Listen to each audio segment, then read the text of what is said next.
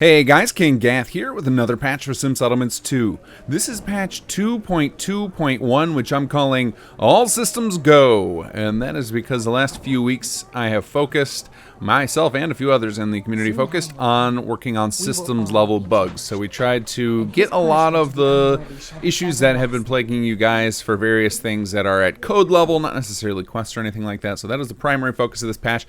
And I think it'll have a pretty huge impact, especially for those of you guys who like to play with all the little settings on. I'm going to go over some of those and show you guys some of the few changes I can show you in the game. Otherwise, it's just going to be a lot of me talking, but it's going to be a relatively short patch note video. But of course, before we get into a patch note video, we got to thank our patrons. You guys are awesome, and you keep supporting this project, and it's shocking every month how many people sign up. So I'm going to shout out a few of you today. If I don't get to you today and you did sign up recently, don't worry, I'll get to you in an upcoming video. So huge shout out and thanks to Richard Edwards, Eka N, Critical Clown, Nathan, Pira, I'm not sure how to say that, Pira, it feels like there should be an extra vowel in there.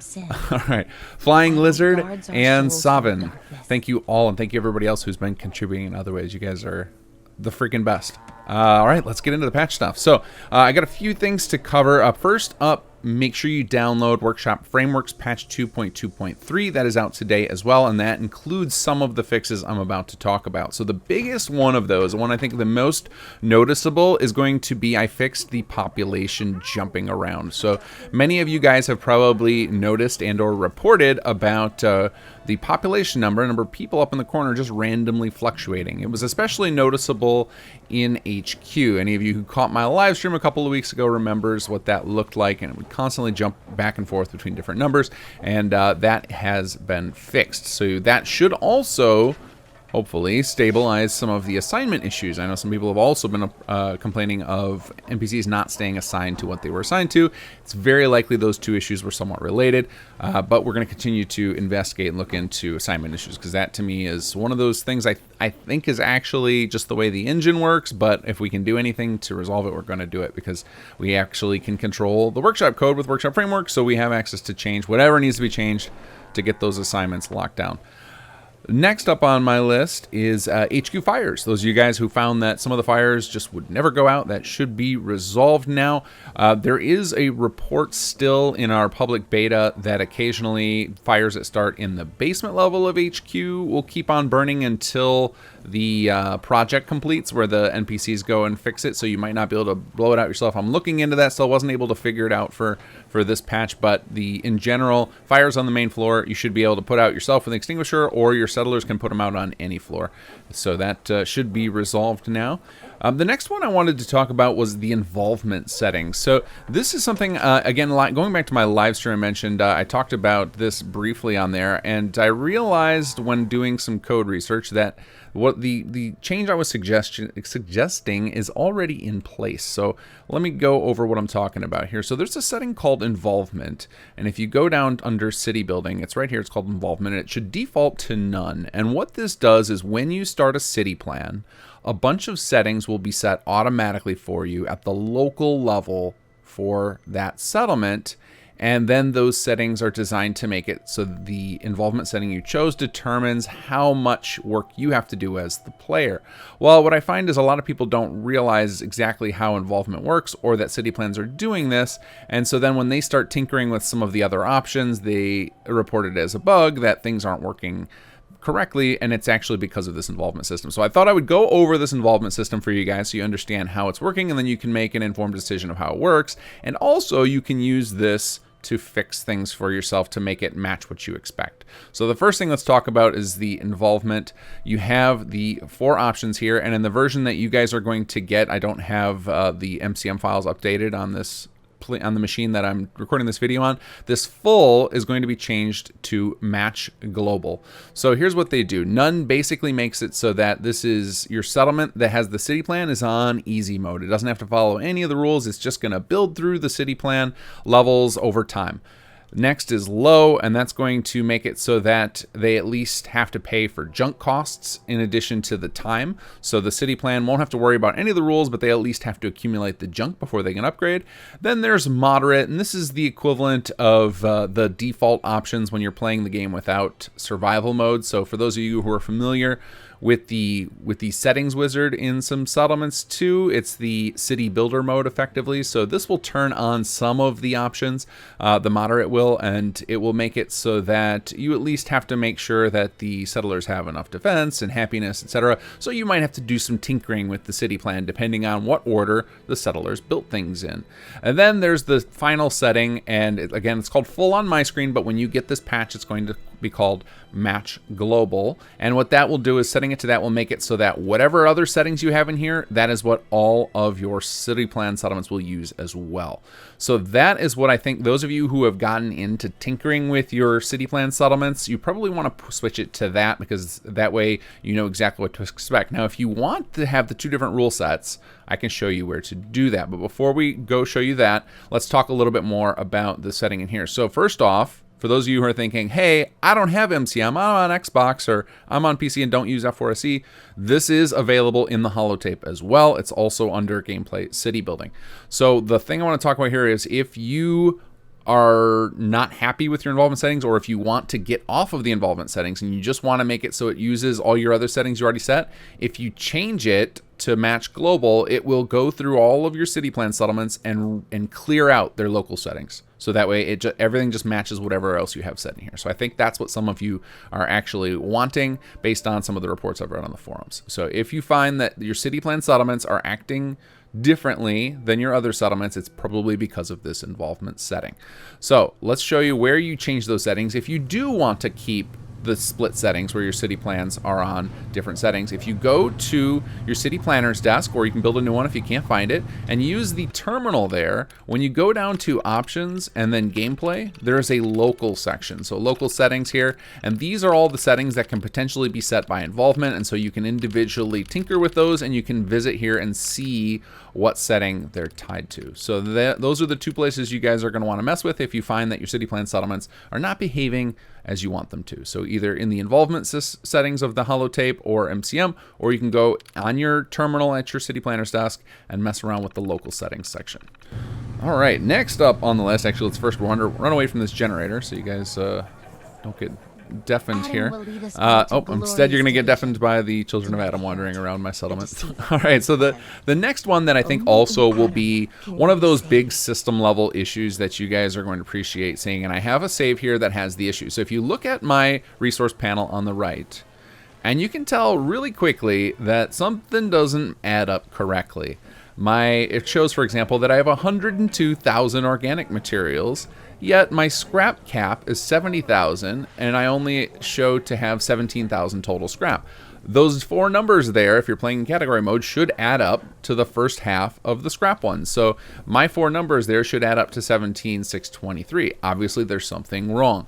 So we're still searching for what causes that specifically to happen, but what we have is kind of a band-aid solution to ensure that at worst it will last is a day in game. So I'm going to go ahead and pass the time for 24 hours. This is something you guys can do as well. Just go ahead and sleep somewhere. I'm going to use a console command. And as soon as you pass for 24 hours, if you wait, a few minutes for all of your scripts to catch up, you will find that those numbers will repair themselves. And what we've done is we opted to lean toward giving you more resources than taking any away. So for example, on mine, where it shows that I should only have 17,000 scrap, rather than stripping away a lot of resources for me, it actually assumes that the lower level categories are correct. So I'm going to gain a whole bunch of resources here. So a lot of you guys are probably going to be in the same boat. You're going to gain a bunch of resources, which is, we'd rather fix this bug with giving you your game the benefit of the doubt, as opposed to risking nuking some resources if we had it wrong in the other direction. So a lot of you guys are going to gain a lot of resources. You don't have to actually sleep or pass time. Obviously, it'll just happen the next time 24 hours pass. In fact, it might happen sooner because we have kind of a 24-hour cycle going on forever in your game, that every 24 hours the resource code updates, and that's when new resources are produced, and that's also when we went ahead and threw in this. So now my 24-hour time finally passed, and we're going to pop back into workshop mode. It might take a second, but we should be able to see it happen in real time there. There we go. It's starting to correct itself. So that was probably the production, and then you're going to see that the resources bounce around. Now, obviously, in a case like mine, where one of my resource categories dwarfs my entire storage, we've also made another change that will help with that sort of thing, and that's that whenever resources need to get redistributed like this, it is going to distribute them relative to one another so that you keep the same rough percentage of all of them. So for example, I'm going to end up with the majority of organic materials, but it's not going to use all of the space for those. It's going to make sure it leaves some space for the others as well. So this will especially help for those of you who are really close to your resource cap and you have a lot of things being produced. It's going to push you up to the level to make sure that you get some of all the different categories instead of it all being piled into the first category. This was all code done by CRB Gamer on our forums, who has spent a lot of time tinkering with this king array. You can see the numbers are slowly, you're filling up my first scrap as it's fixing things, and you'll see that the category numbers are going to go down underneath there in a moment, and when the code is finished, all the numbers should add up to 70,000. And so you guys should see the same thing happen in your game. If for example, I don't see it occur here in just a moment, I'll probably, and when the numbers have stopped flashing, I'll pop out of workshop mode, come back in, and then it should update there. But there we go. It's starting to level out now where the numbers are starting to make a little more sense. It's just doing all the math and tinkering with it, and you can see they're going up and down as it tests each of my settlements to figure out what the resources were actually supposed to be. So what the net result of this is going to be is that because this is running every day, even though they're definitely, in order for that to have happened to me in the first place, to get to those external resources, that means there's some sort of bug somewhere in the code that's causing the resources to get desynced. Our theory right now is that it's either related to city plans or HQ, and we're going to keep digging into that. But because this is refixing itself every 24 hours, the problem will never get as bad as it did for me, or I'm sure some of you, anymore while we work on this solution. So it should keep your resources a little more stable and a little more in line with what you would expect. So I'm very excited to have that in. Even if it's just a band-aid, it's still going to make the game more playable because you can plan on things a little better this way. All right, and then speaking of planning things and having a little more stability, I don't have an example of it in this particular save yet. Wow, Dogmeat's really cleaning himself off there. We've got a fix for the power sharing issue. So many of you guys who have been trying to work on the quest Commonwealth Rising have reported that your numbers keep jumping all over the place and you keep getting constant objective updates in it. Now the objective updates are fairly normal, but what's not normal is the power amount jumping up and down over and over again, and that should be stabilized now. So as you're working on that quest, you shouldn't have to be hanging out in a settlement for it to collect that power. The power should be able to collect remotely. The issue before was the base game, the way it records how much power is being used by a settlement is very unreliable to fetch remotely. So when the resource code from SS2 was trying to determine how much power you needed and how much you had in surplus, it was getting just crazy wild numbers from the base game all the time. It's a lot like how sometimes when you open up your Pit-Boy and you see kind of insane numbers on the data screen where you'll see stuff like, I don't know if I have one of them right now. Let's see, yeah, like where you see I have 4294 food accordingly. That's a big one, a sign of you need to go to that settlement because the game is remotely reporting wonky data. So the same thing could happen to the power, and we came up with a solution for that so that our resource code could use that and ensure that the power sharing works exactly as you guys expect. All right, so those are the major fixes. There's obviously a lot more stuff in there. Go check out the full patch notes, which are available on our wiki. I'll have that linked below, and you can learn about all the little things we tinkered with. Now, one of the things that a lot of people have been asking for ages, and I'm finally going to get around to it, is for me to fix a lot of the issues with the CPD quest line. So expect that to come in the next patch. That's going to be my focus, is to work on not only the CPD, but just quest bugs in general. So it's now I feel like the systems code is in pretty good state. I can now turn my attention back to quest stuff. So there's a lot of side quests that have some little issues that need to be messed with. So expect that to be our next patch, which will be in about 3 weeks. I think the tri-weekly gives me enough time to keep working on Chapter 3 content and also get you guys out a patch that has plenty of time to be tested by the community and our internal testing team.